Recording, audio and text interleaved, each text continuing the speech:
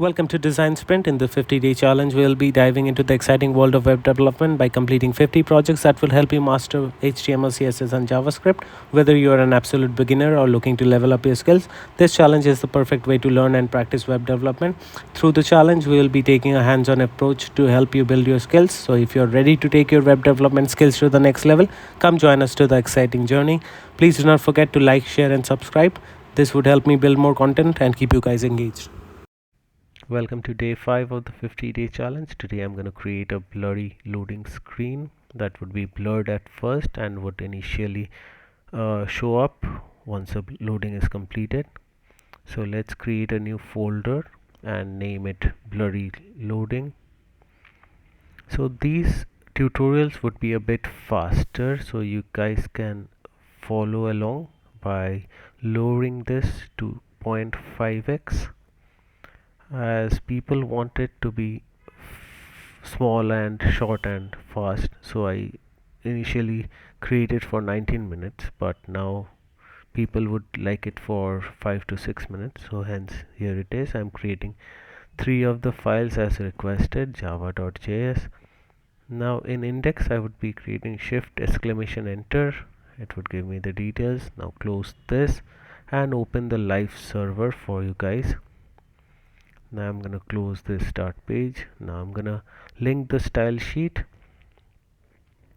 link relation and style sheet. Now I'm gonna href style.css and change the document to blurry loading. Now I'll be creating the division section. So normal section with class bg. Now division I would create class loading text, and now I would be creating a button. Whenever you click on that button, the page would refresh. So button type id btn. Now I'm gonna create an on-click function that's gonna be window.location.reload, and this would work for Chrome, but for Safari you have to use true over in this, and it would work now. See, now script tag JavaScript, and now let's style this and star box sizing border box done. Now let's do the body font. I would be using, no, let's use only display. So display flex, align item center, justify content center, height vh, overflow hidden, margin 0 pixel. Now it comes in the center. So now use the background. Let's search for a background in Unsplash as usual. This looks nice. Use this, open new tab. Okay, let's use the open image, use the URL, and it needs to be in under single quote. So let's do, okay, now go ahead and position this absolute, and top 30 pixels, left 30 pixels. So its width should be 500 vh, height should be 300 vh, z index -1, and filter blur. Now save it. You guys can see it now. Let's use the loading text, font size and color Alice blue as usual. Now the button, background color, width, height, font size, and border radius. Done. It looks better. Now let's go to the JavaScript. So the JavaScript would have a constant load in text, that's document.query selector, and I would be using the loading text. Now constant background, that's going to be query selector bg. Now you can see guys, I have saved this. I would be teaching you over here how to use one code from Stack Overflow. So let's load equals to 0. So initially it would be 0 and blurring would be done. The function blurring would be happening for load plus plus. So the number 0 changes and it would be incrementing till 99, and it would be clearing each time. So load text. Now I'm going to use inner HTML,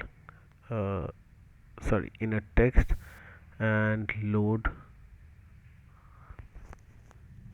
Okay, so it's not working because I did not use the correct parenthesis. Okay, see, now it works fine.